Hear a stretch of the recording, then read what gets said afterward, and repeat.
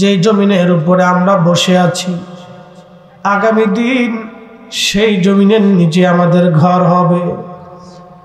একদিন মাটির ভিতরে হবে ঘর, যে মন আমার কেন বান্ধ দালান ঘর। দুলালপুরবাসী মাইকের আওয়াজ যতদূর পর্যন্ত যায়, আমার মা বোনেরা কথাগুলি ভালো করে শুনবেন। ভাইরা, দূরে যারা আসি আমরা ভিতরে চলে আসি, কাছে কাছে এসে বসি, কথা শুনি। এই জমিনের বহু মানুষ আজ মাটির নিচে ঘুমায় গেল, মাটির নিচে তারা হারিয়ে গেল, কোনোদিন আর তারা ফিরে আসে নাই। এমন দিন আসবে, একদিন আমরাও কবরে চলে যাব, কোনোদিন আর আমরা ফিরে আসব না। ঠিক কিনা? বিশ্ববিখ্যাত বাদশা ছিলেন, বাদশার নাম হারুন রশিদ রহমাতুল্লাহ আলাইহি। এত বড় বাদশা ছিলেন হারুন রশিদ। আল্লাহ, উনি একদিন গোরস্থানের পাশ দিয়ে যাচ্ছিলেন, যাওয়ার সময় লক্ষ্য করলেন ওই এলাকার একজন পাগল ছিল, যার মাজুব ছিল, তার নাম বাহালুল পাগলা। গোরস্থানের পাশ দিয়ে যাওয়ার সময় বাহালুল হারুন রশিদরে ডাকতেছে, পাগল দাঁড়াও, এ পাগল দাঁড়াও। হারুন রশিদ ডাক দিয়া কয়, বাহালুল রে, আমি পাগল না, তুমি পাগল। তো বাহালুল পাগলা, এই বাহালুল পাগলা ডাক দিছে, এ পাগল, এ পাগল, এ পাগল দাঁড়াও। তো হারুন রশিদ বলতেছে, বাহালুল রে, আমি পাগল না, তুই পাগল। তো বাহালুল ডাক দেখায় বাদশাহ। তো বাহালুল পাগলা ডাক দেখায়, এ হারুন, তুমি পাগল না, আমি পাগল। বাহালুল, পোষ কি, আমি কেমনে পাগলি? মানুষ তো তোরে পাগল কর। বাহালুল ডাক দিয়ে বলতেছে, হারুন, আমি কেমনে পাগল হলাম বলো। খলিফা হারুন রশিদ ডাক দেখায়, বাহালুল রে, তুই সবসময় গোরস্থানে থাকিস, তুই তো সবসময় গোরস্থানে থাকিস রে বাহালুল, মানুষ তো তোরেই পাগল কয় রে বাহালুল। বাহালুল ডাক দিয়ে বলতেছে, বাদশাহ বলো, ও বাদশাহ বলো, তোমার আগে কে বাদশাহ ছিল? বলে, আমার আগে আমার আব্বা বাদশাহ ছিল।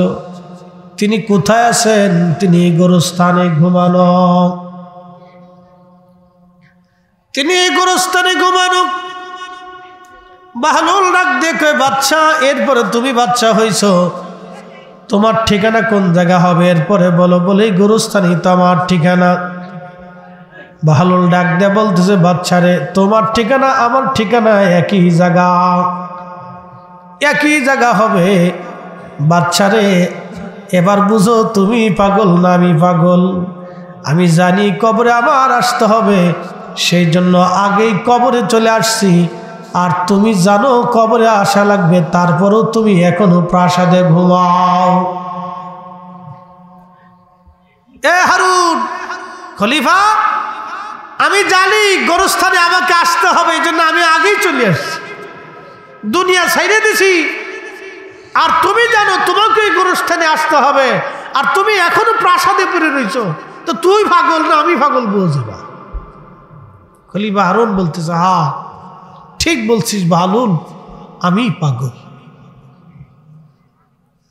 বাহালুল রে, আমি পাগল, ঠিক বলছিস। এই খলিফা হারুন রশিদ এত বড় নেই পরন একজন বাদশা ছিলেন। তার জীবনের একটা ঘটনা শোনাই, খুব মনোযোগ দিবেন। খলিফা হারুন রশিদের দরবারে একটা চিঠি আসলো। চিঠি বর্তমান সিরিয়ার আলেপ্পো, তখন রাজধানী ছিল ইরাকের বাগদাদ। কত বড় সীমানা ছিল আপনাদেরকে বোঝাই। বর্তমানে ইরান, এরপর উজবেকিস্তান, তুর্কমেনিস্তান, তাজাকিস্তান, এরপরে আপনি যদি ধরেন ইরাক, ইয়ামান, ওমান, সৌদি আরব, জর্দান, কাতার, কুয়েত, বাহরাইন, লেবানন, লিবিয়া, ফিলিস্তিন, সিরিয়া, মিশর, Algeria, Nigeria, Sudan, Morocco, Tunisia. কত বিরাট বড় রাজ্য! বাংলাদেশের অন্তত 500 দেশের সমান একটা বিরাট, বাংলাদেশের 500 দেশের সমান একটা বিরাট সাম্রাজ্যের তিনি খলিফা ছিলেন হারুন রশিদ। তার স্ত্রী জুবাইদা টুপি সেলাই করে সংসার চালাইতো, রাজকোষ থেকে একটা করি অর্থ নিত না। একবার জোরে বলা যাবে কি আল্লাহু আকবার? আর আমাদের দেশে স্বামী একটু অফিসার হইলে বেটির বাওয়ার জালে রাস্তা আড়া যায়। কি কথা কর না কে? ঢাকার শহরে গুলশান বড় বাপ, কি বাপরে বাপ, তার সিয়াত কি!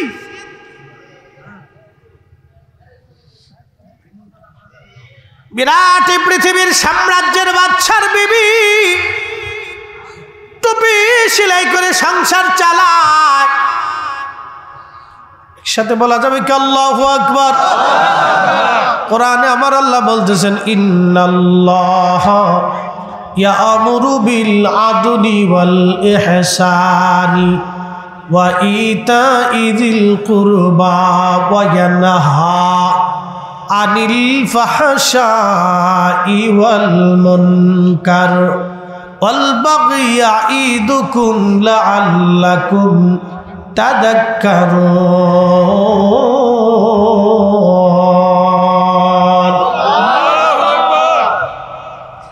আমি আমার যত পীর ভাই আছে সবাইকে অনুরোধ করব, নিজেরাও ভিতরে চলে আসবেন, অন্যদেরকেও ভিতরে আস্তে আস্তে বসায় দিবেন। আমি বাদশা জুবাইদার কথা বলতেছিলাম। যদি কোনোদিন হেরেমে যান, মক্কাতে যান, তাহলে আপনারা দেখবেন নহরে জুবাইদা আছে। নহরে জুবাইদা, নহরে জুবাইদা। হ্যাঁ, বাচ্চাদেরকে ডান পাশ থেকে এ পাশে একটু ভলেন্টিয়ার দেন তো। এই ডান দিকে একটু স্টেজের পিছনে একটা ভলেন্টিয়ার দাঁড়া করে দিবেন। খালি হাতে দিন না, একটু বাটাম দিয়ে দিন সাথে। হ্যাঁ, ওরা সারপ্রাইজ দিয়ে ঘুরতেছে, ওদের কাছে আজকে মনে হয়েছে ঈদের আনন্দ, বুঝছেন না? লটপটি চটপটি বাদাম চানাচুর আবি যাবি খাইব আর খালি ঘুরবো। না না, এখানে না, এখানে না, এখানে না, আপনার ওই সারপ্রাইজ দিয়ে মারতেই থাকে, এখানে না।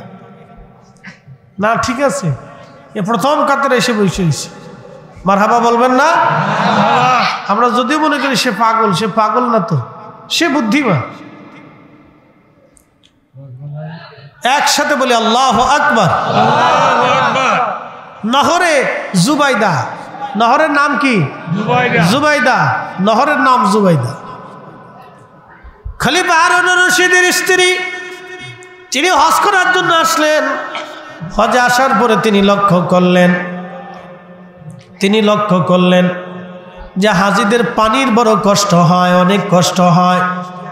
তিনি তৎকালীন জামানার পৃথিবীর বড় বড় ইঞ্জিনিয়ার যারা আছে তাদেরকে ডাকলেন, ডেকে বললেন, আমি স্থায়ীভাবে চেয়ারম্যান সাহেব আসছেন না, আমরা সকলে বলি মারহাবা, নারে তাকবীর, নারে রিসালাত, চেয়ারম্যান সাহেবের আগমন। মাশাআল্লাহ, আমাদের দোলালপুর ইউনিয়নের চেয়ারম্যান সাহেব আসছেন, আমরা বলি না মারহাবা? দেখ আলহামদুলিল্লাহ। চেয়ারম্যান আসসালামু আলাইকুম। এই চেয়ারটা দাও না, ঠিক ভালো আছেন? আগে দাও, পরে আর টাইনে লই নে, তোমরা একটু কষ্ট করো। হ্যাঁ, পাশে দিয়ে বসো।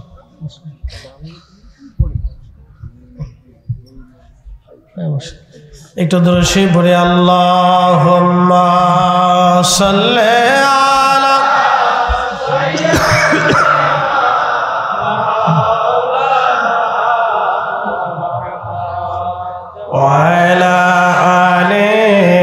सैयदना।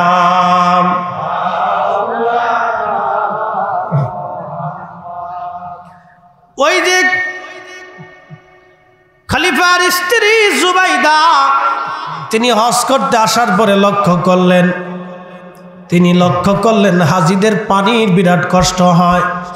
পৃথিবীর বড় বড় ইঞ্জিনিয়ার ডাক দিলেন, ডেকে এনে একটা স্থায়ী ঝর্ণা থেকে তিনি পাহাড় থেকে একটা নহর টেনে অনেক কিলোমিটার 10 থেকে 15, 20, 25 কিলোমিটার দূর থেকে পাহাড়ের পাশ দিয়ে দিয়ে দিয়ে দিয়ে দিয়ে নহর টেনে তিনি পানির ফোয়ারা একবারে আরাফা পর্যন্ত নিয়ে আসলেন। একবার জোরে বলা যাবে কি মারহাবা। যদি যান এখনো সেই নহরে জুবাইদা আছে, কিন্তু পানির সিস্টেম নাইলে ওটা লাগে না। শত শত বছর ধরে হাজিরা সেই পানি পান করছে, জুবাইদার পানি। খলিফা হারুন রশিদের স্ত্রী জুবাইদা এত আবেদা জাহেদা ছিল, এত পরহেজগার ছিল যে উনি টুপি সেলাই করে সংসার চালাইত। আর আমাদের দেশের কথা কয়ে লাভ নেই, আমাদের দেশ তো মেড ইন ফুচকা। কি কথা কর না কে? মেড ইন ফুচকা, শর্টপুটি। মেড ইন ফুচকা আর মেড ইন শর্টপুটি, এছাড়া তোর কিছু নেই। খলিফা হারুন রশিদের কাছে চিঠি আসছে। চিঠির মধ্যে লেখা, আগা খলিফাতুল মুসলিমিন, আমাদের সিরিয়ার আলেপ্পোতে কোনো বিচারক নাই। 1 মাস হলো বিচারকের অভাবে মানুষ খুবই কষ্ট করতেছে গো খলিফা, বিরাট কষ্ট হয়। আর শহরে চোর ডাকাত বেড়ে গেছে, যেমন এখন পুলিশ দুর্বল হয়ে গেছে, চোর ডাকাত বেড়ে গেছে। যদি আপনি সারা পৃথিবীর বিড়াল মেরে ফেলে দেন তাহলে মনে করবেন ইঁদুরের জ্বালায় ঘরে ঘুমাইতে পারবেন না, ইঁদুরের রাজত্ব বাড়বে। আর সারা পৃথিবীর কুত্তা যদি মেরে ফেলাই দেন শিয়ালের জ্বালায় মুরগি পালতে পারবেন না, ঠিক কিনা? এই জন্য প্রশাসক যদি দুর্বল হয়ে যায় তাহলে চুরি ডাকাতি বাড়বে। এটাকে সবসময়ের জন্য স্ট্রং রাখতে হয়, তাহলে বিপদ আছে। তাহলে প্রশাসন যদি স্ট্রং না রাখে কোনো সরকার, সে দেশ চালাইতে পারবে। চুরি ডাকাতি রাহাজানি খুন খারাপি মারামারি ধরাধরি এগুলো চলতে থাকবে। কারণ আমরা সাধারণ মানুষ হুঁশ জ্ঞান কম, কেন সময় কি করে বসি নিজেরাও বুঝি না। আর সুযোগ পেলে অপরাধ প্রবণতা আমাদের বেড়ে যায়। এই জন্য প্রশাসকদেরকে খুব শক্ত থাকতে হবে। তো খুব মনোযোগ দিয়ে খলিফা চিঠি লিখে দিলেন, আগামী 1 মাসের মধ্যে, আগামী 7 দিনের মধ্যে নতুন বিচারক যাবে। খলিফা বিচারক পাঠিয়ে দিলেন। 7 দিন আগেই বিচারক পৌঁছে গেল। বিচারক চলে যাওয়ার পরে লোকেরা এক বুড়িমাকে ধরে নিয়ে আসছে বিচার করার জন্য। এক বৃদ্ধা নারী ধরে নিয়ে আসছে বিচার করার জন্য। বৃদ্ধা নারীকে ধরে নিয়ে আসার পরে আল্লাহু আকবার, বিচারক সকালবেলা বললেন ফজরের নামাজ পড়ে বিচারে বসছেন। লোকেরা ধরে নিয়ে আসছে বৃদ্ধা নারী। বিচারক জিজ্ঞেস করলেন ব্যাপার কি, এই বৃদ্ধা নারীকে তোমরা কেন ধরে নিয়ে আসছো? লোকেরা বলল বিচারক কাজী সাহেব, এই মহিলা রুটির দোকানে রুটি চুরি করতে যায় ধরা পড়ছে, এই জন্য আমরা তাকে ধরে নিয়ে আসছি। রুটির দোকানে রুটি চুরি করতে যাইয়া এই মহিলা ধরা পড়েছে, এই জন্য তাকে ধরে নিয়ে আসছি। বিচারক এবার ডাক দিয়ে বলতেছেন, বুড়িমা তুমি কি চুরি করছনি? বুড়িমা ডাক দিয়ে বলতেছে, হ্যাঁ বিচারক আমি চুরি করেছি। বিচারক মহোদয় ডাক দিয়ে বলতেছেন, বুড়িমা তুমি চুরি কেন করছো বলো? বুড়িমা ডাক দিয়ে বলতেছে, বিচারক আমি চুরি করেছি, আমার ঘরের মধ্যে এতিম 3টা নাতি বাচ্চা আছে। আমার ছেলে এবং বৌমা দুজনই মারা গেছে। তাদের 3টা সন্তান আমার কাছে দিয়ে গেছে, তারা এতিম।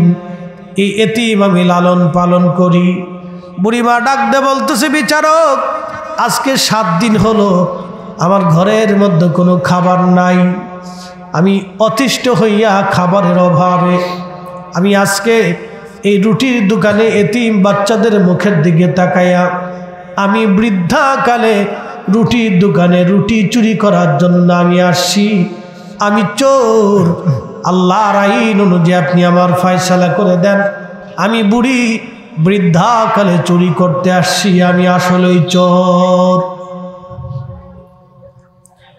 বিচারক এই কথা শোনার পরে বিচারকের মন আস্তে করে নরম হয়ে গেল, চোখ দিয়ে পানি চলে আসলো। একজন বৃদ্ধা নারী তার এতিম সন্তানদেরকে, এতিম নাতিনদেরকে খাওয়ানোর জন্য আজকে তার ঘরে খাবার নাই, আজকে তার ঘরে খাবার নাই, 7 দিন পর্যন্ত খাবার নাই। এই বুড়িমার ঘরে খাবার যে নাই, এই তো খাবার পৌঁছানোর কথা ছিল রাষ্ট্রের, রাষ্ট্র তার কাছে খাবার পৌঁছায় নাই। রাষ্ট্র ব্যর্থ হয়েছে, খলিফা ব্যর্থ হয়েছে, খলিফা তার ঘরে খাবার পৌঁছাইতে পারে নাই। বিচারক ডাক দিয়ে বলতেছে, ও লোকেরা, আমি আজকে বিচার ফয়সালা দেব না, আগামীকাল সকালবেলা ফজরের নামাজের পরে আমি বিচার ফয়সালা দিব। তবে আগামীকাল যিনি নগর প্রধান আছেন, অর্থাৎ শহরের যিনি প্রধান, তিনি উপস্থিত থাকবেন, এবং শহরের নিরাপত্তা পুলিশ প্রধান যিনি, তিনি উপস্থিত থাকবেন, এবং শহরের যিনি খাদ্য অধিদপ্তরের প্রধান, তিনি উপস্থিত থাকবেন, এবং শহরের ধনী ব্যক্তি যারা আছে তারা উপস্থিত হবে। আমি সবার সামনে কালকে বিচার করব। একবার জোরে বলা যাবে আল্লাহু আকবার। শোনেন, দুনিয়াতে যারা ন্যায় বিচার করে, কিয়ামতের ময়দানে আল্লাহ তাদেরকে হযরত ওমরের পিছনে দাঁড় করাই দিবে, এবং তাদেরকে আল্লাহ আরশে মুআল্লার নিচে জায়গা করে দিবে। একসাথে জোরে বলেন সুবহানাল্লাহ। যারা দুনিয়াতে ন্যায় বিচার করে, মেশরের মাঠে আল্লাহ তাদেরকে আরশে মুআল্লার নিচে জায়গা করে দিবে। দুনিয়ার যত মুয়াজ্জিন আছে সবাইকে আল্লাহ হযরত বেলালের পিছনে হাসরের মাঠে দাঁড় করাই দিবে। দুনিয়ার যত কারি আছে কিয়ামতের ময়দানে আল্লাহ রাব্বুল আলামিন হযরত উবাই ইবনে কাব রাদিয়াল্লাহু আনহুর পিছনে দাঁড়া করাই দিবে। দুনিয়াতে যত বীর যোদ্ধা আছে হযরত আলী রাদিয়াল্লাহু আনহুর পিছনে সবাইকে দাঁড়া করাই দিবে। দুনিয়ার যত দানশীল আছে কিয়ামতের ময়দানে হযরত উসমান রাদিয়াল্লাহু আনহুর পিছনে দাঁড়া করাই দিবে। বুঝতে কি কোনো অসুবিধা হচ্ছে? বুঝে যাবেন, খুবই মনোযোগ দিবেন। হাজরাতে বিচারক সেই দিন বলতেছিলেন, আগামীকাল সকালবেলা আমি বিচার করব, কিন্তু উপস্থিত থাকা লাগবে নগর প্রধান, পুলিশ প্রধান, খাদ্য অধিদপ্তরের যিনি, তিনি প্রধান, আর শহরের ধনী ব্যক্তি যারা আছে সবাইকে উপস্থিত হতে হবে। সকালবেলা আমি বিচার ফয়সালা করব, আমি সকালে বিচার করব। পরের দিন সকালবেলা সবাই উপস্থিত হলো। বিচারকের ফরমান, আপনারা জানেন জেলার যিনি প্রধান তিনি কিন্তু জেলার জজ, ডিসির উপরে তার মর্যাদা, এসপির উপরে তার মর্যাদা। জেলা জজ যিনি, তিনি কিন্তু জেলা প্রধান, জেলার তিনি মেন আর কি। ডিসির উপরে তার মর্যাদা, এসপির উপরেও তার মর্যাদা, জেলা জজ। তো বিচারক তো তিনি প্রধান, তিনি সকালবেলা হুকুম দিলেন সবাইকে আসার জন্য। পরের দিন সবাই আসছে।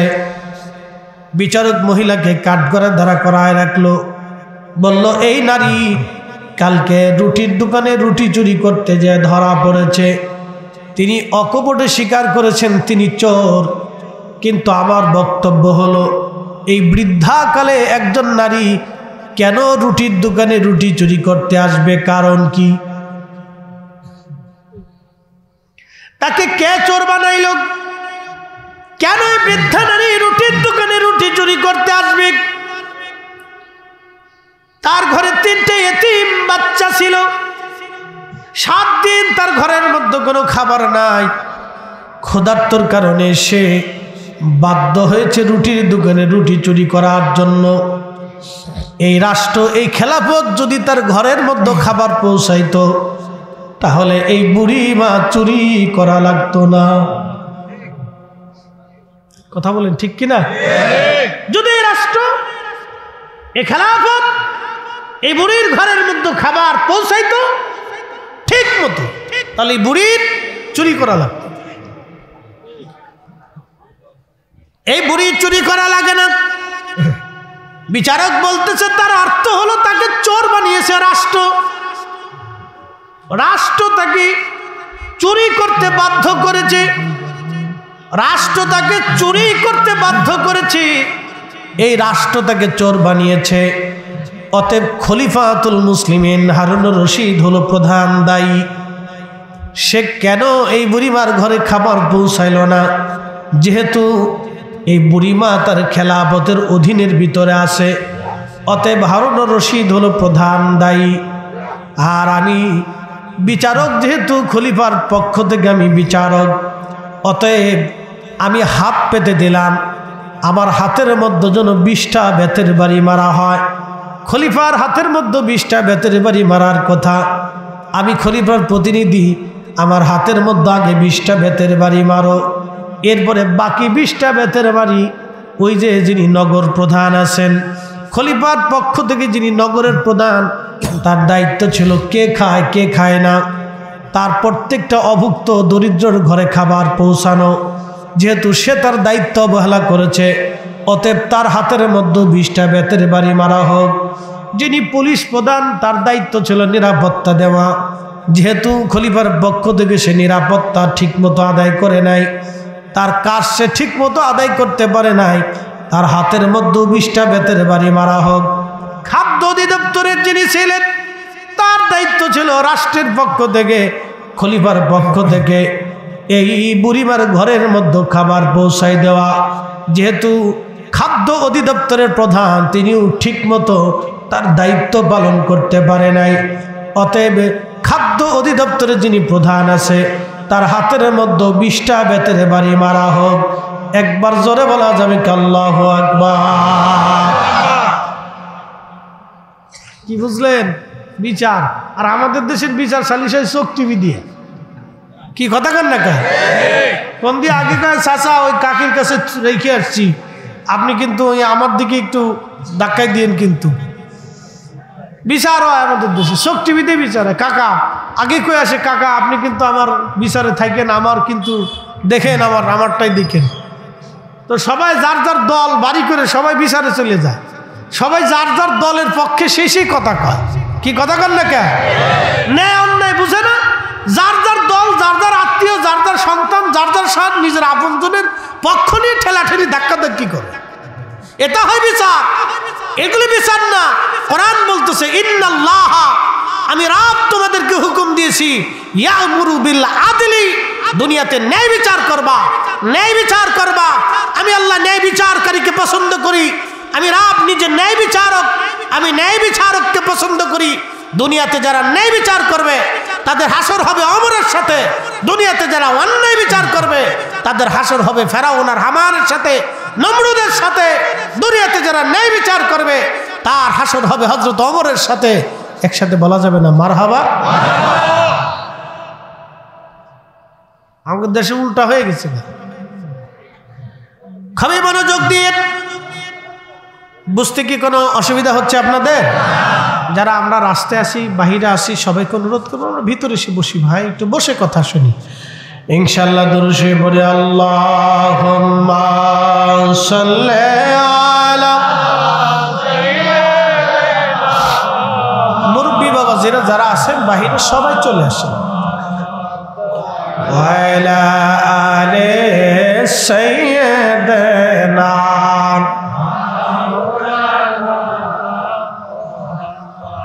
ত্রিভুবনের প্রিয় মুহাম্মদ এলো নিয়ায়,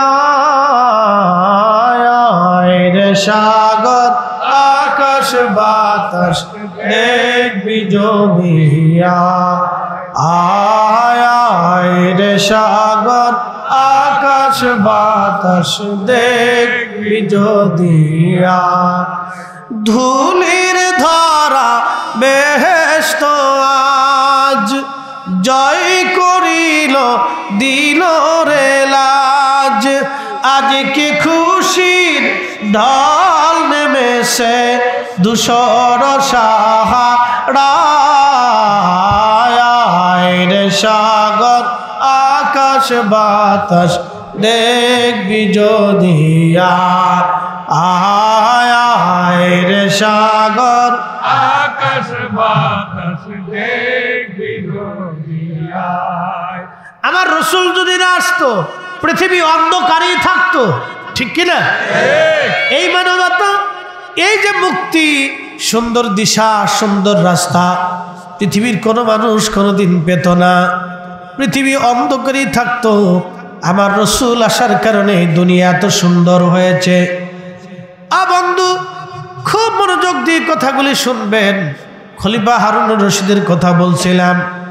সেই দিন বিচারক বলল, ধনী ধনী ব্যক্তি যারা আছে তাদেরকেও বাকি 20টা বেতের বাড়ি তাদেরকেও মেরে দেওয়া হোক।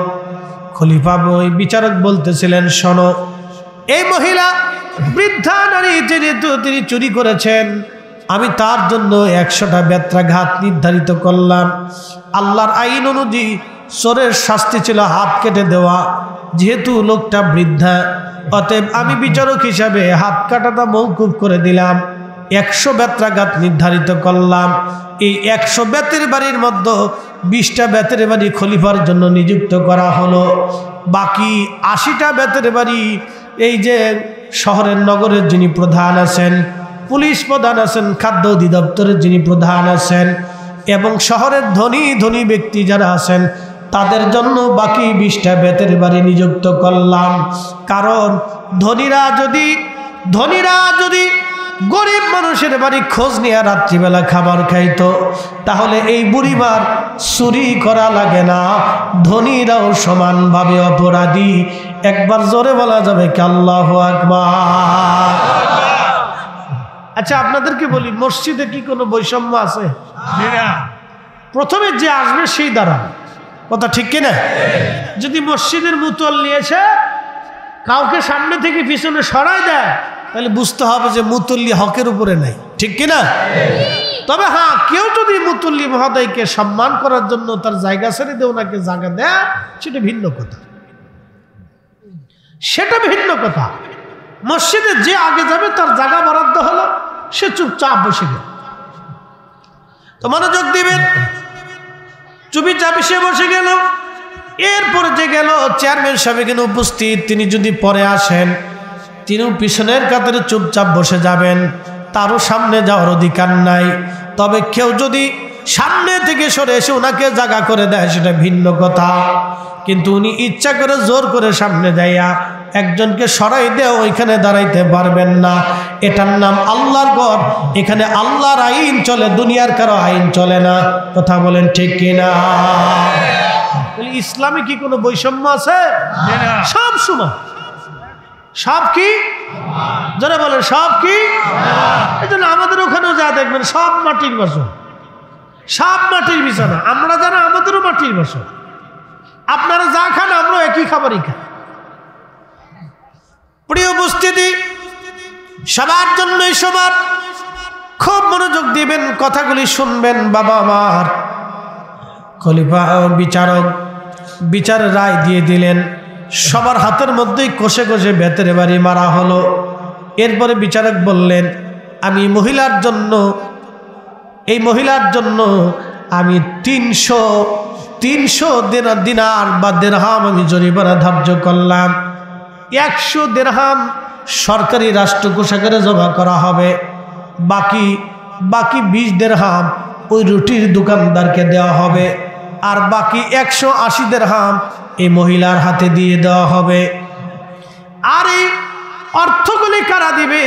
যেহেতু এই অর্থ দিবে খলিফার পক্ষ থেকে আমি প্রতিনিধি, অতএব আমি বিচারকের পক্ষ থেকে 50 দেরহাম জমা করলাম। বাকিরাও যেন 50 দেরহাম করে দিয়ে দেয়। অর্থ মন্ত্রণালয় দুঃখিত যিনি নগর প্রধান তিনি 50 দিলেন। এরপরে পুলিশ প্রধান 50 দিলেন। এরপরে আপনার ওই যে কি বলে আপনার খাদ্য অধিদপ্তর 50 দিলেন। ধনীরা কিছু কিছু দিয়ে 300 দিরহাম হয়ে গেল, 100 দিরহাম রাষ্ট্রীয় কোষাগারে জমা হয়ে গেল, আর 20 দিরহাম রুটির দোকানদারকে দিয়ে দেওয়া হলো, আর 180 দিরহাম নিজের কাছে মহিলার কাছে দিয়ে বললেন, বুড়িমা আপনি যেহেতু বুড়ি এতিম বাচ্চা নিয়ে থাকেন, আপনার এই এতিম বাচ্চাদেরকে নিয়ে 180 দিরহাম নিয়ে আপনি খাবেন, আর 1 মাসের মধ্যে আপনি খলিফা হারুনুর রশিদের রাজ দরবারে যাবেন। ওনার রাজ দরবারে গেলে খেলাফতের খলিফা রাজ দরবারে সবার সামনে আপনার কাছে ক্ষমা চাইতে বাধ্য হবে। একবার জোরে বলা যাবে আল্লাহু আকবার। এবার এই মহিলা বিচার দেখেন, কি চমৎকার বিচার ছিল সেই দিন।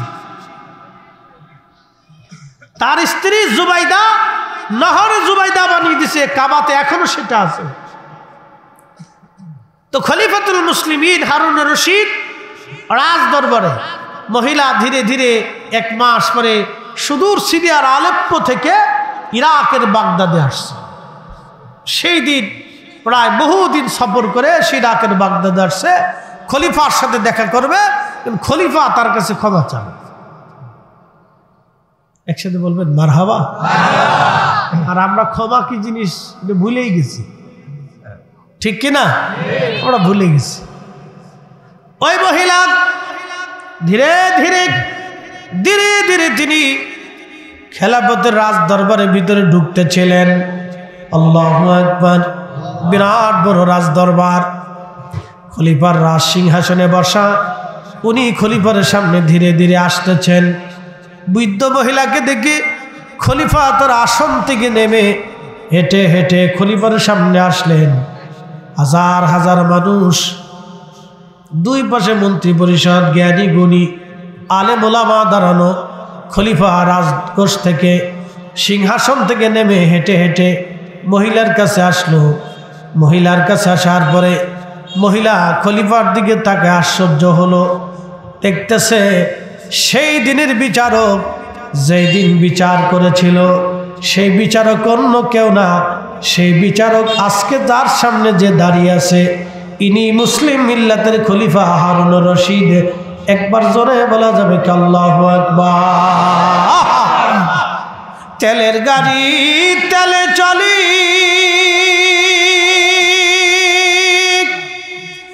হাওয়ার গাড়ি হাওয়ায় উড়ে, বিনা তেলে চালায় গাড়ি নবী সুলাইমান। আমরা সেই মুসলমান।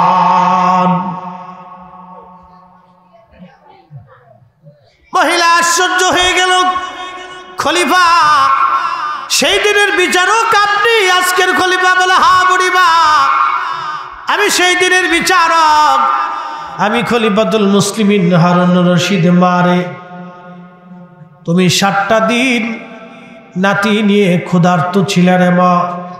আমি সেই দিন বিচার ফয়সালা করেছিলাম, আমি খলিফাতুল মুসলিমিন হিসেবে বিচার করেছিলাম, কিন্তু আজ তোমাকে এখানে কেন ডেকে আনলাম? রাজ দরবারে প্রকাশ্য মানুষের সামনে আমি তোমার কাছে ক্ষমা চাবো এই জন্য। বুড়িমারে আমি এই মিল্লাতের খলিফা, আমি মুসলিম মিল্লাতের খলিফা, পৃথিবীর বিরাট সাম্রাজ্যের মালিক আমি বুড়িমা। কিন্তু কিয়ামতের ময়দানে আল্লাহর আদালত বসবে, আল্লাহর আদালতে আমি সেই দিন আসামি হয়ে যাব।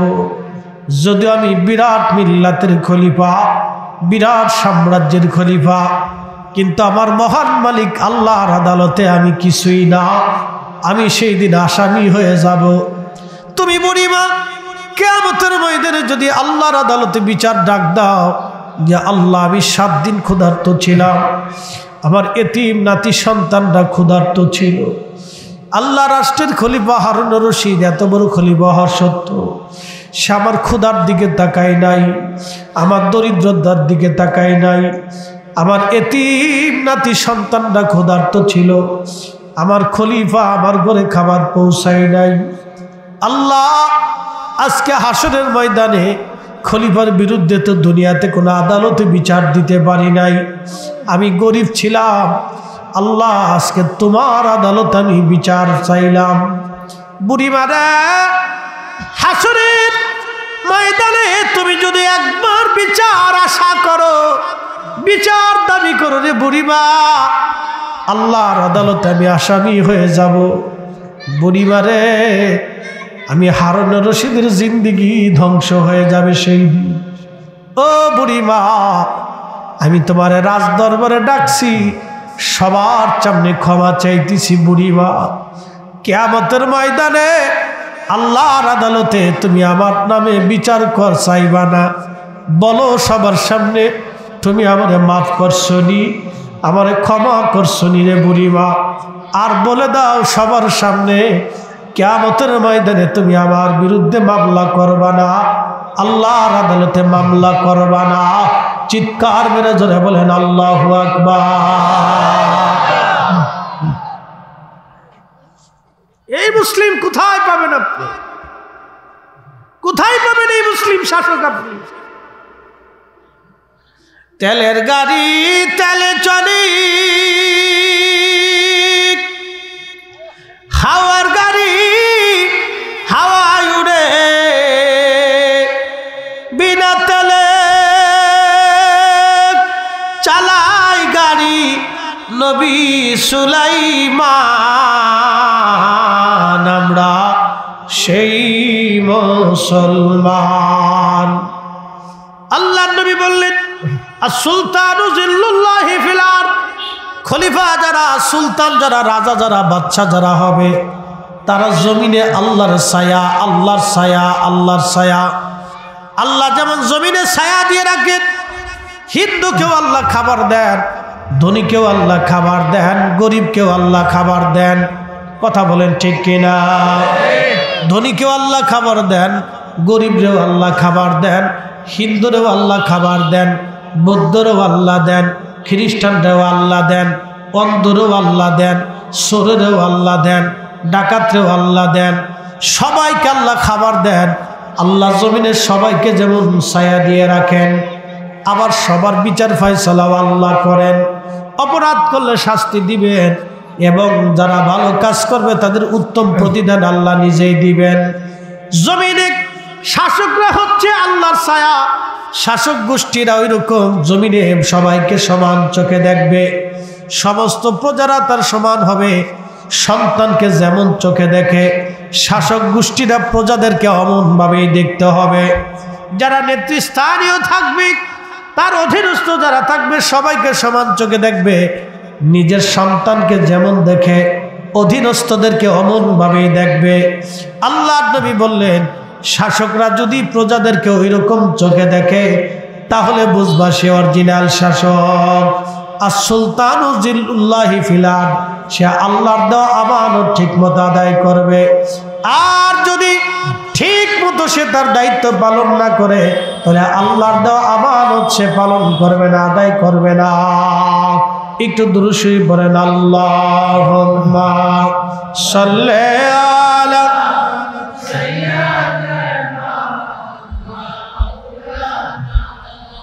মুহাম্মাদ আলা আলি সাইয়্যিদিনা।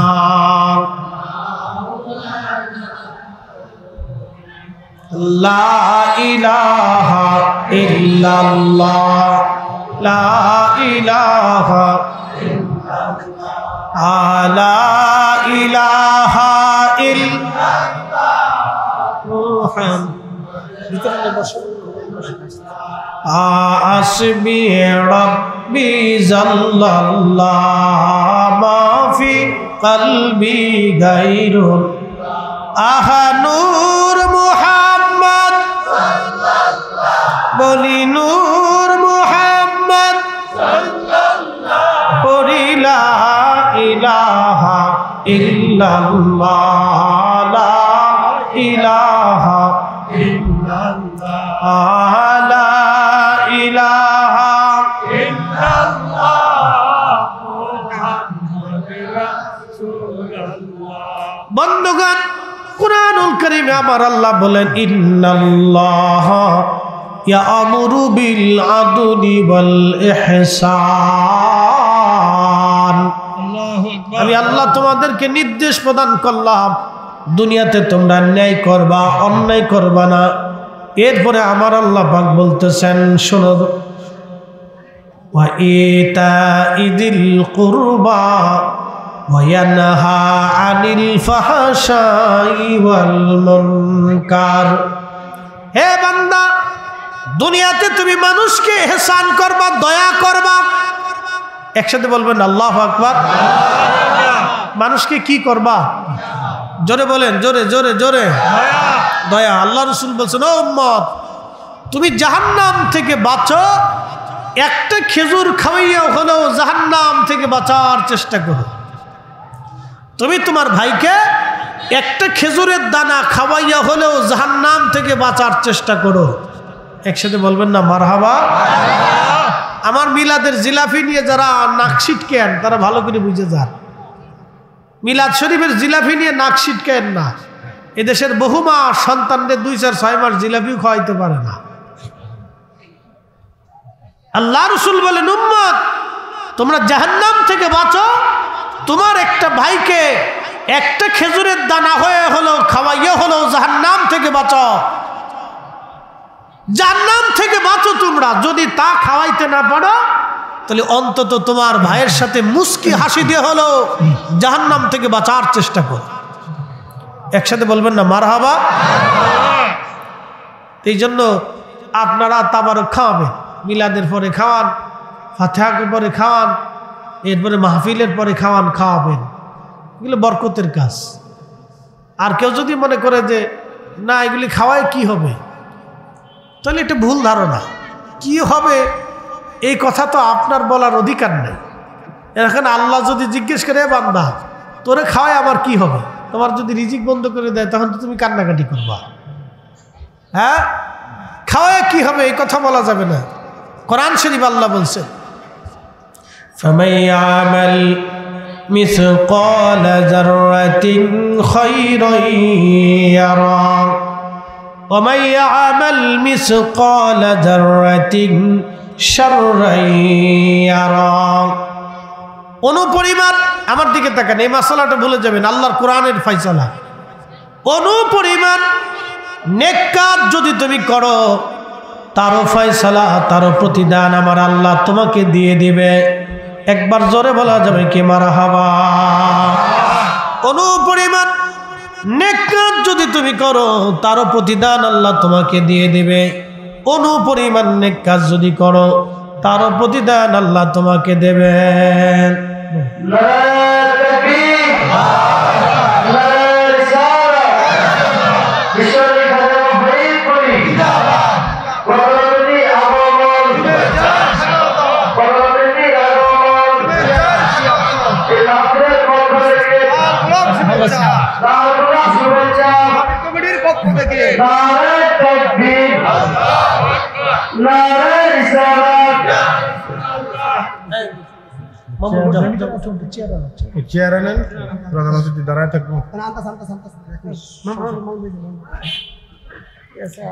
আচ্ছা, আমরা দুরূদ শরীফ পড়ি। আল্লাহুম্মা সাল্লি আলা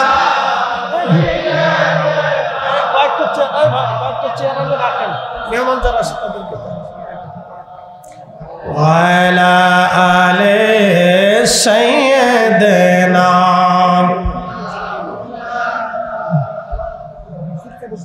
আমরা সকলে বলি আলহামদুলিল্লাহ। আমাদের মাননীয় প্রধান অতিথি জনাব ইকবাল হোসেন ভূঁইয়া সাহেব, রুকসানা এন্টারপ্রাইজ এর প্রোপাইটার, বিশিষ্ট ব্যবসায়ী, তিনি আমাদের মাঝে আসছে। আমরা সকলে বলি আলহামদুলিল্লাহ। যেহেতু আমাদের এই একটা প্রতিষ্ঠানকে মহব্বত করে চেয়ারম্যান সাহেবও আসছেন, আমাদের সম্মানিত প্রধান অতিথি সাহেব জনাব ইকবাল হোসেন ভূঁইয়া সাহেব তিনিও আসছেন। আমরা আমাদের সকলের পক্ষ থেকে তাদেরকে অভিনন্দন জানাই, ঠিক কিনা? আল্লাহ তাদের হায়াতে এবং জীবনে, আল্লাহ রুটিতে রুজিতে, সন্তানে, আল্লাহ সংসারে যেন বরকতে কামেলা আজেলে দেয়, বলে না আমিন।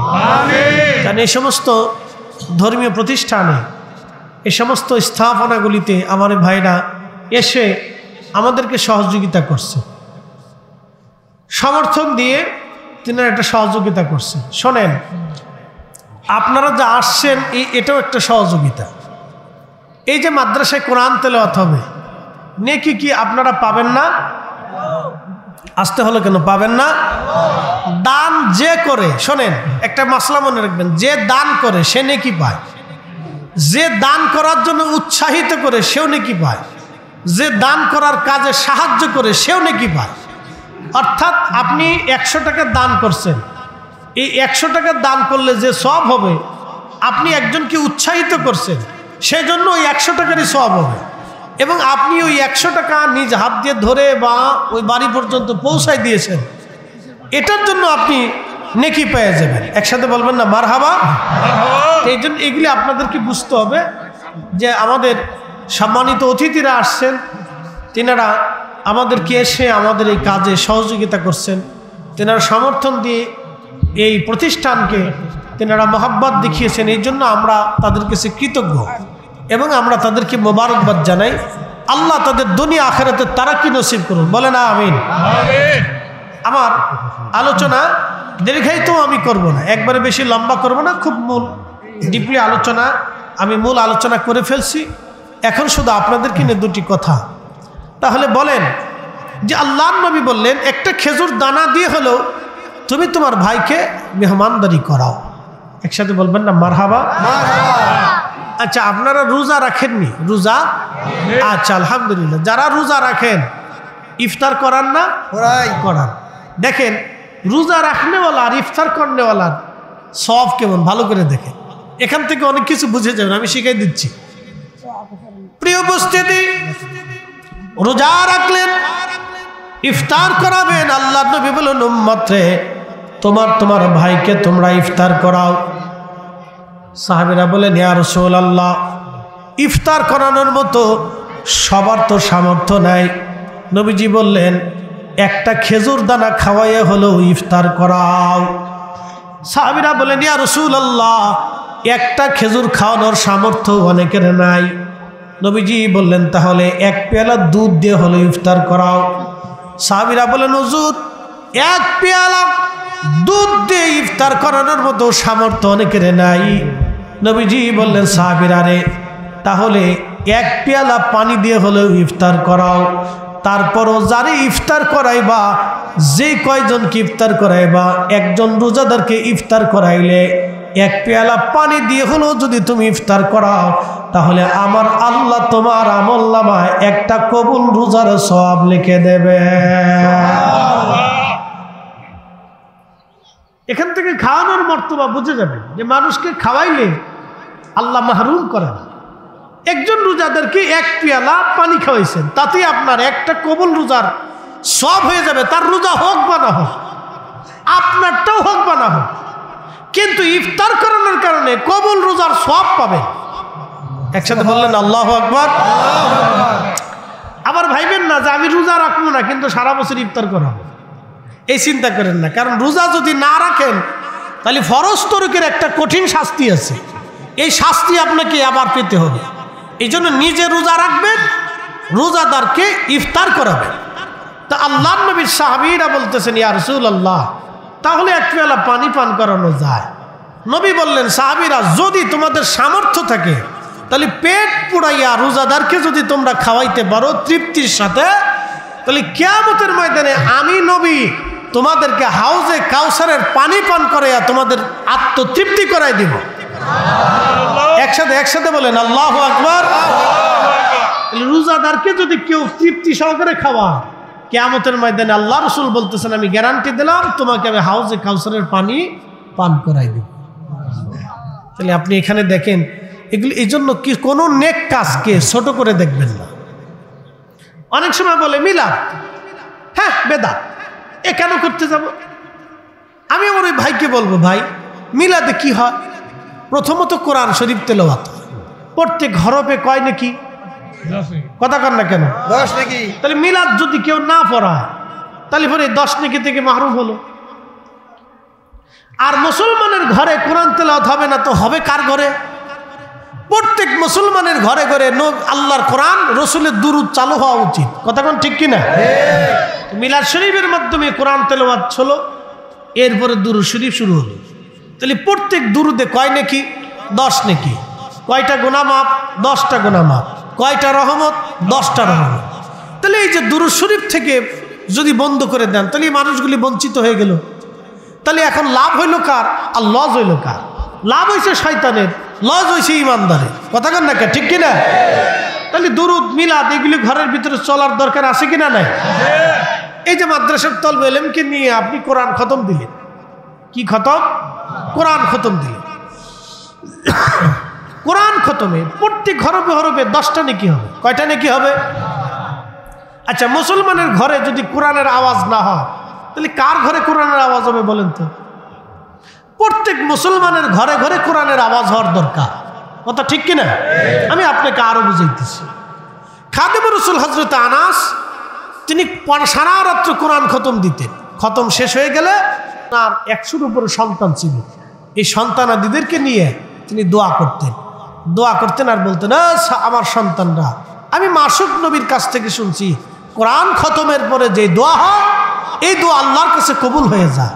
তাহলে বলেন, তলবে ইলমদেরকে ডাইকে নিয়ে কোরআন খতম দিয়ে মিলাদ শরীফ পরে দোয়া করলে দোয়া কবুল হয় কিনা? তাহলে এই কোরআন খতমের দরকার আছে কিনা? নাই, আছে। সাহাবী রাসূল নিজে দিছেন, আর আপনি না মানলে তো আপনার জোর করে মানা যাবে না। খাদেম রাসূল নিজে কোরআন খতম দিতেন তার বাড়িতে, দিয়ে সন্তানাদি নাতিপুতি নিয়ে একসাথে দোয়া করতেন আর বলতেন, আমার মাসুকের কাছ থেকে শুনছি কোরআন খতমের পরে দোয়া করলে দোয়া কবুল হয়ে যায়। আল্লাহর হুজুরে হাত তুলে বলি আল্লাহুম্মা আমিন। রব্বানা আতিনা ফিদ দুনিয়া হাসানাতাও ওয়া ফিল আখিরাতি হাসানাতাও ওয়া কিনা আযাবান নার। আমিন। রব্বানা লা তুজি কুলুবানা বা'দ ইয হাদাইতানা ওয়া হাব লানা মিন লাদুনকা রাহমাতান ইন্নাকা আনতাল ওয়াহ্হাব। আমিন। রব্বুল আলামিন, আল্লাহ জামিয়া মুজাদ্দিদিয়া মাদ্রাসা, এখানে ছেলেরা কোরআন শরীফ পড়বে, কোরআন হিফজ করবে, আলেম হবে। আল্লাহ, একদিন আমরা সবাই কবরে চলে যাব। আমার বাবা এবং মায়ের যেমন বড় আশা ছিল ছেলেটা দেশ বিখ্যাত আলেম হবে, আমার জননী আমার মা সারা জীবন খেয়ে না খেয়ে পরিশ্রম করে আমাকে আলেম বানিয়ে রেখে গেছে। আল্লাহ, আমরা যেন জামিয়া মুজাদ্দিদিয়া মাদ্রাসার প্রত্যেকটা সন্তানকে ওই রকম আলেম বানাইয়া সিলসিলার রাহবার হিসেবে যেন রেখে যেতে পারি, সেই তৌফিক আমাদের সবাইকে দান করে দাও। আমিন। রব্বুল আলামিন, এই মাহফিলে অর্থ দিয়ে, বিত্ত দিয়ে, শারীরিক শ্রম আর মেহনত ভালোবাসা দিয়ে এই সুন্দর বাগান যারা সাজাইছে গো আল্লাহ, কারো বাবা নাই, কারো মা নাই, কারো মাও নাই, বাবাও নাই। আল্লাহ, কবর দেশে কেমন আছে আমরা জানি না। ইয়া রাব্বি, বাবা মারে যদি মাফ না করো, সন্তান কোন দরজায় হাত বাড়াবে? আল্লাহ, ইয়া রাব্বি, কত রজনী মা আমাদের গায়ের কম্বল ঠিক করে দিয়েছে, কত রজনী মা নিজে না খায় আমরা খাওয়াইছে। অসুস্থ হলে বাবা চেহারার দিকে তাকানো যায় নাই, রক্ত বিক্রি করে হলেও বাবা আমাদের জন্য ওষুধ কিনে নিয়ে আসছে গো আল্লাহ। ওই বাবা মা যার কবর দেশে ঘুমিয়ে গেল, রব্বুল আলামিন কবরগুলি জান্নাতের বাগান বানায় দাও। মুসা নবীর করছো গো দয়া আল্লাহ, তোর পাহাড়ে ডাকিয়া আমারে করবা গো দয়া আল্লাহ, মদিনাতে নিয়া গো আল্লাহ মাফ করছো। আল্লাহ, কতজন মদিনায় গেল, অনেকে মদিনা যাওয়ার সুযোগ হয় নাই। আল্লাহ, তোমার দরবারে দরখাস্ত করি, মক্কা মদিনা না নিয়ে আমাদের কাউরে কবর দেশে ডাক দিও না আল্লাহ। আল্লাহ আরাফাতের মাঠে হাজীদেরকে নিয়ে দোয়া করেছি, মুজদালিফায় দোয়া করেছি, মিনার মাঠে দোয়া করেছি, হেরেমে দোয়া করেছি, মদিনাতুল মুনাওয়ারা উহুদে দোয়া করেছি, বদরে দোয়া করেছি। আল্লাহ আল্লাহ মসজিদে নববীতে বসে বসে দোয়া করেছি, তোমার কাবা ঘরকে সামনে নিয়ে দোয়া করেছি, তোমার কাবা ঘর ধরে ধরে তোমার দরবারে কেঁদেছি। জীবনের কোন দোয়া কবুল হয়েছে জানি না আল্লাহ, লক্ষ লক্ষ মানুষ নিয়ে দোয়া করেছি। এই 14 বছরের জীবনে কোটি কোটি মানুষ নিয়ে তোমার দরবারে হাত বাড়াইছি। জীবনের কোন দোয়া কবুল হয়েছে জানি না আল্লাহ। আজকের মুনাজাত তোমার দরজা থেকে শূন্য ফেরত পাঠাইও না আল্লাহ। আল্লাহ মসজিদ খানা মাদ্রাসা খানাকে তুমি কিয়ামত পর্যন্ত বংশ পরস্পরায় সিলসিলার জন্য কবুল করে নাও আল্লাহ। আল্লাহ দুলালপুর বাসীর উপরে রহমত নাজিল করে দাও আল্লাহ। দুলালপুরের মাটির নিচে যত কবর আছে কবরগুলি জান্নাতের বাগান বানায়া দাও রব্বুল আলামিন। প্রত্যেক বছরে যেন মাহফিলখানা চলমান থাকে সেই তৌফিক এই কমিটিকে দয়া করে দান করে দাও। আমার যে ভাইগুলি দিন রাত পরিশ্রম করে বাগান সাজাইলো, পর্দার আড়ালে মা বোনেরা হাত বাড়াইছে, জানি না কোন মা কোন বোন মনের আশা নিয়ে হাত পেতে বসে আছে। আমার যে ভাইগুলি মনের বড় আশা নিয়ে হাত পেতে বসে আছে, কারো হাত তোমার দরজা থেকে শূন্য পাঠায়ও না আল্লাহ। আল্লাহ মাদ্রাসার ছেলেদেরকে সিনাকে মজবুত করে কোরআন মুখস্থ করার সহজ করে দাও আল্লাহ। প্রত্যেকটা সন্তানকে খাঁটি সুন্নি তরিকতপন্থী আলেম হিসেবে মঞ্জুর করে নাও আল্লাহ। আলহামদুলিল্লাহি রাব্বিল আলামিন, আসসালাতু ওয়াসসালামু আলা রাসূলিহিল কারীম। আল্লাহ মাহফিলের বাকি কাজ সুন্দর মতো করার তৌফিক দিয়ে দাও আল্লাহ। আজকের তাবারক রোগীর শেফা হিসেবে কবুল করে নাও আল্লাহ। জামিয়া মুজাদ্দিদিয়া সুন্নিয়া মাদ্রাসাকে কিয়ামত পর্যন্ত কবুল করো আল্লাহ। ইউনূস নবীর করছো গো দয়া আল্লাহ, মাছের পেটেতে রাখিয়া আমারে নি করবা গো দয়া আল্লাহ, কবরে রাখি আল্লাহ মাফ করছো নি। কঠিন ওই সাকারাতে মুসিবতের কালে তোমার হাবিবের নূরানি চেহারা মোবারক চোখের আয়না বানায়ো, আর এই জবানে জারি করে মধুর কালেমা লা ইলাহা ইল্লাল্লাহু মুহাম্মাদুর রাসূলুল্লাহ সাল্লাল্লাহু আলাইহি ওয়াসাল্লাম। যেহেতু এটা আখিরি মোনাজাত না, এই জন্য আমি সিলসিলার সিস্টেমে দেইনি। আবার কালকে চিন্তা করেন না যে ফরিদ সাহেব কি দোয়া ভুলে গেল নাকি, যেহেতু এটা শেষ মোনাজাত না, যেন সব রেসানিটা এটা মুফতি সাহেব লাস্টে এসে করবেন ইনশাআল্লাহ।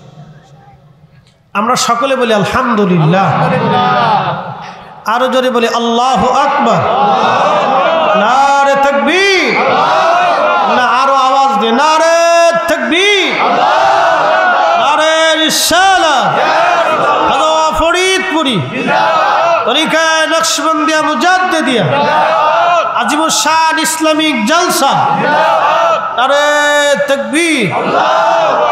জবান খুলে পড়ি আল্লাহুম্মা সাল্লি আলা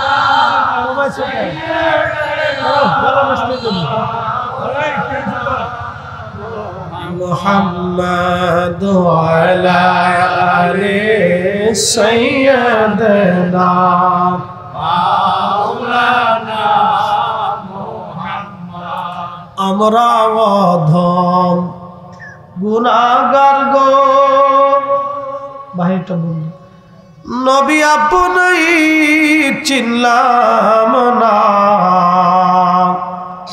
সেই কারণে রোজ হাসরে আমাদেরকে ভুইলেন না আল্লাহুম্মা সাল্লি আলা সাইয়্যিদিনা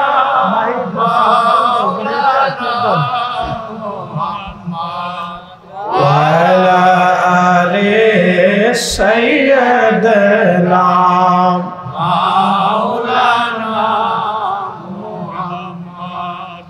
বন্ধুগণ সময়ের স্বল্পতা কথা অনেক বেশি হবে যেই জমিনে আপনারা বসে আছেন আগামী দিন সেই জমিনের নিচে আমাদের ঘর হবে ঠিক কিনা এই তোমার বাহিরের মাইক মানে বন্ধ দেওয়া ভালো করে দেখো